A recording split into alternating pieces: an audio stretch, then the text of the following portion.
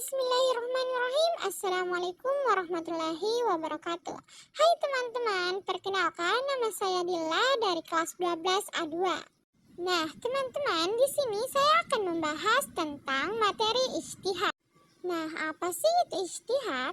Jadi, teman-teman, ijtihad adalah usaha sungguh-sungguh yang dilakukan oleh seorang ulama atau mujtahid untuk menetapkan hukum syariat Islam terhadap suatu masalah yang tidak dijelaskan secara tegas dalam Al-Quran dan hadis. Ijtihad dilakukan dengan menggunakan akal, ilmu, dan metode tertentu agar hukum yang dilakukan tetap sesuai dengan prinsip ajaran Islam. Oleh karena itu, ijtihad hanya dapat dilakukan oleh orang yang memiliki ilmu mendalam tentang Islam. Selanjutnya yaitu definisi ijtihad. Jadi teman-teman, ijtihad berasal dari kata jahada yang berarti berusaha atau berijtihad.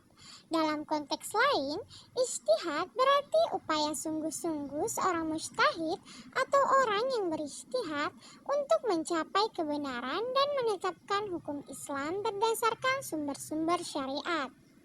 Adapun potongan ayat tentang ijtihad yang berbunyi Bismillahirrahmanirrahim. Fas'alu ahlas sakri in kuntum la ta'lamun.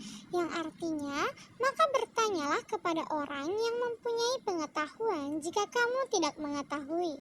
Tujuan ijtihad. Jadi teman-teman, tujuan ijtihad yang pertama yaitu menentukan hukum atas masalah baru.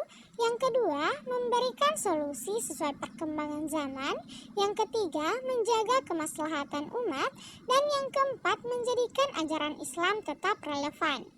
Syarat-syarat ijtihad. Yang pertama yaitu menguasai Al-Quran dan hadis. Yang kedua, memahami bahasa Arab. Yang ketiga, menguasai ilmu fikih dan usul fikih.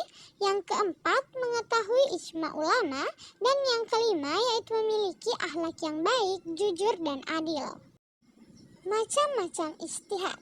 Jadi teman-teman, macam-macam ijtihad terbagi menjadi 5 bagian. Yang pertama adalah jima, yaitu kesepakatan para ulama.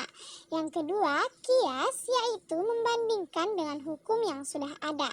Yang ketiga, istihsan, yaitu memilih hukum yang lebih baik.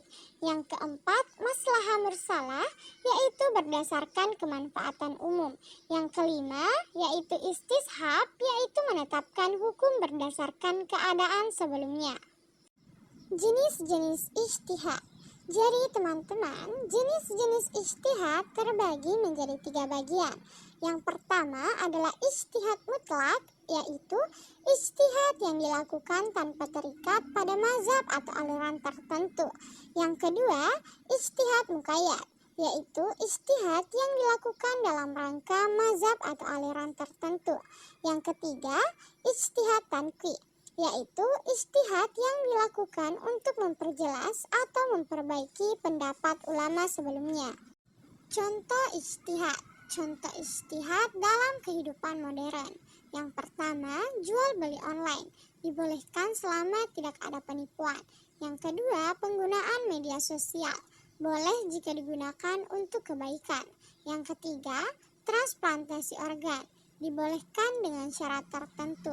Dan yang keempat yaitu uang digital atau e-money dibolehkan jika tidak mengandung riba.